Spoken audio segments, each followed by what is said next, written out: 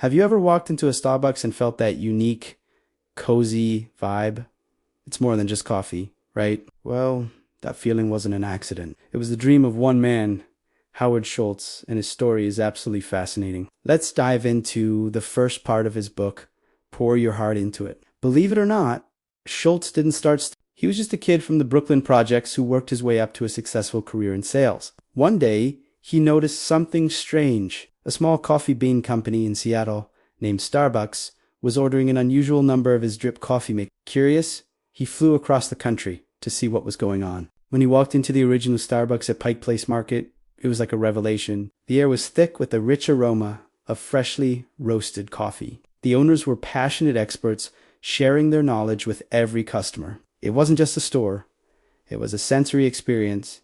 Schultz was hooked. He saw something much bigger than just selling coffee beans. He had a vision. Inspired by a trip to Italy, he saw the potential to recreate the Italian espresso bar culture in America. He imagined a third place between work and home where people could connect, relax, and enjoy a great cup of coffee. He pitched this idea to the Starbucks founders, but they were hesitant. They were purists, focused only on selling beans, not brewing drinks. So what did Schultz do? He left his high-paying job to prove them wrong. He started his own coffee bar, Il Giornale, and poured his heart and soul into it. He was determined to bring his vision to life, even when everyone thought he was crazy. This early struggle was the crucible that forged his incredible determination. It set the stage for him to eventually come back, buy Starbucks, and transform it into the global phenomenon we know today. It's a powerful reminder that sometimes the biggest opportunities come from following your curiosity and believing in a vision that no one else can see.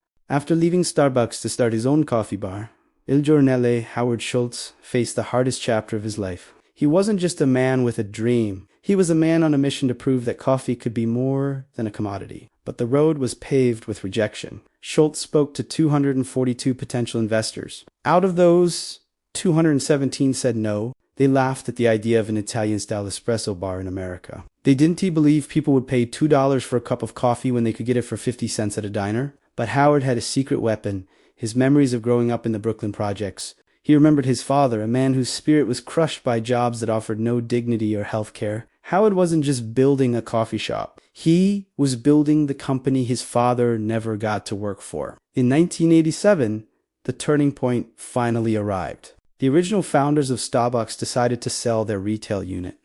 It was the moment Howard had been waiting for. He needed $3.8 million.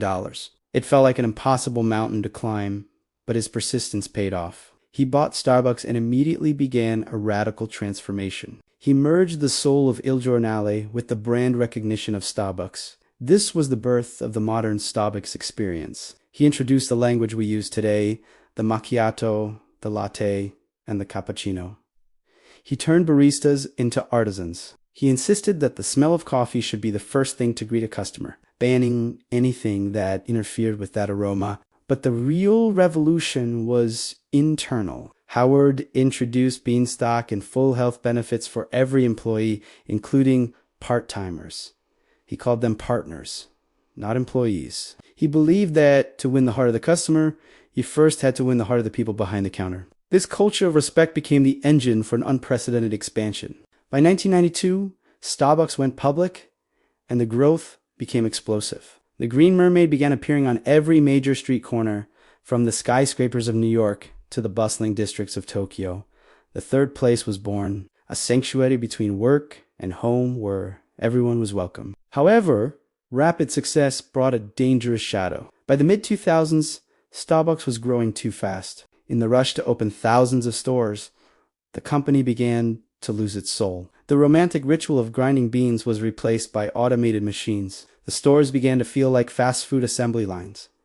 The connection was breaking. In 2008, during a global financial crisis, the company's stock plummeted. Howard Schultz, who had stepped away from the CEO role, realized his life's work was at risk.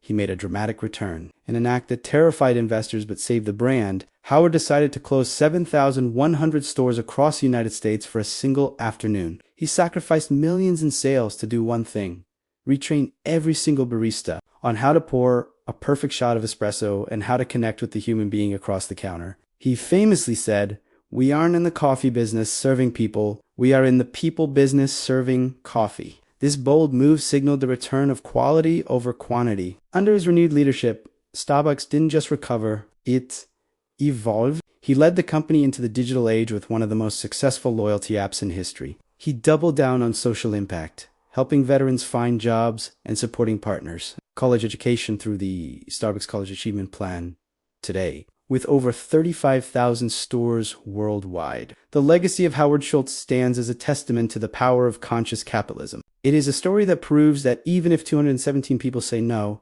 the only voice that matters is the one in your heart.